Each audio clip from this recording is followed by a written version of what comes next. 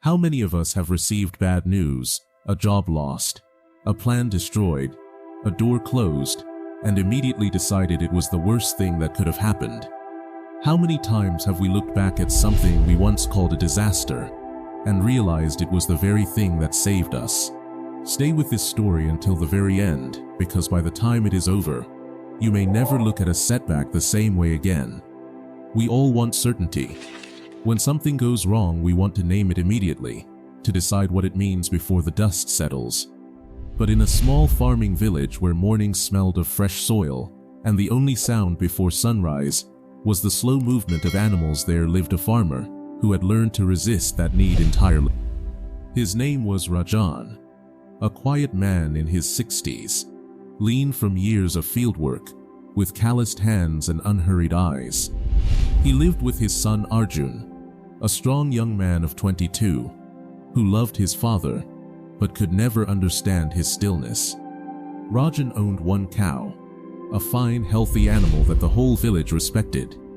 When bad news came, Rajan would set down whatever was in his hands, look once at the sky, and return to his work without a word.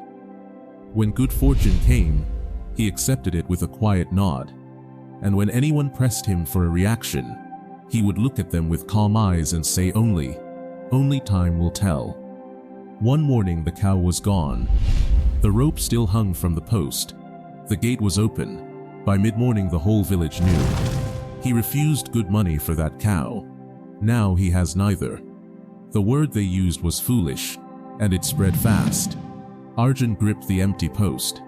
"Father, that cow was everything we had. How can you just stand there?" Rajan picked up his hoe and said quietly, "Only time will tell." Then he walked to the field cutshel and kept working.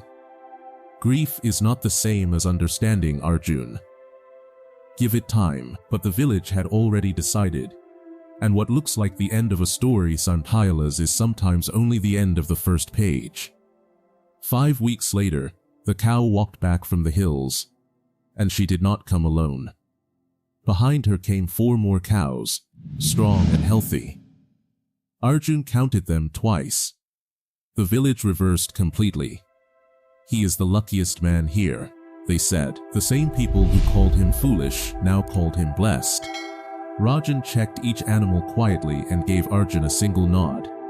But that evening, when Arjun was already planning which cow to sell, Rajan said, "Only time will tell, father.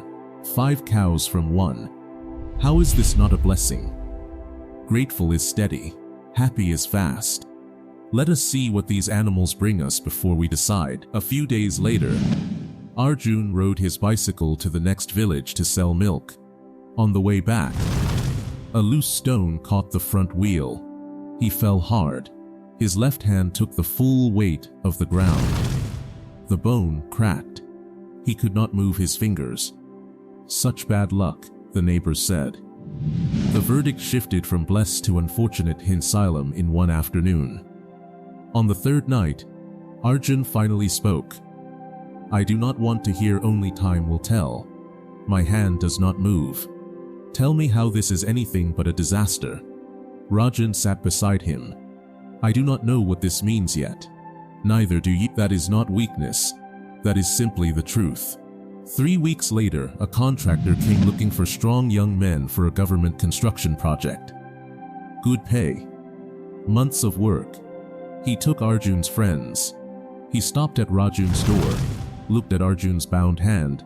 They saw him and walked away. 6 weeks later, news came back.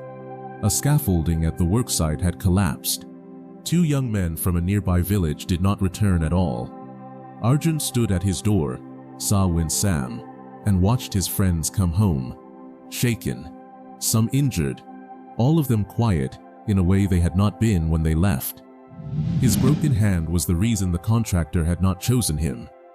It was the reason he was standing at his own door, all unhurt, watching others carry wounds they would never forget.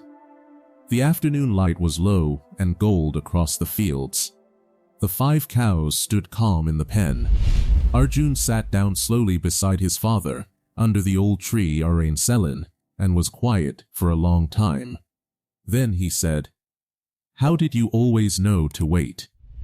How did you know there was more coming? Rajan looked at the cows.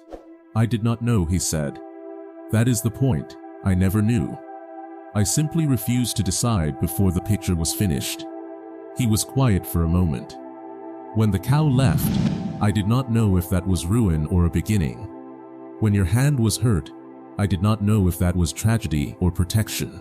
I only knew I did not yet have enough information to call it either. He looked at his son. The world will keep asking you to decide what things mean before you understand them. It will feel like wisdom to decide quickly. It is not. Only time will tell. We are not given the full picture in the moment. We are given one frame, and we call it everything. Rajan understood that a single frame is not a story. It is only a beginning. Patience is not doing nothing. Rajan worked his fields every day the cow was gone. He sat beside his son. Every night the hand was healing. Patience is not the absence of feeling. It is the refusal to let a feeling become a final verdict. Before all the evidence has arrived, think about the last time you called something a disaster. What did you know in that moment, and what did you not yet know? Think about a door that closed, a loss that felt final, and then, what came after it? Stop judging a moment by its first appearance. The frame you are standing in right now, sure, is not the full picture. Trust is not certainty. Rajan did not know things would be fine. He simply refused to decide they would not be. If something that looked like a disaster once opened a door for you, share it in the comments. Don't grieve too early. Don't celebrate too soon.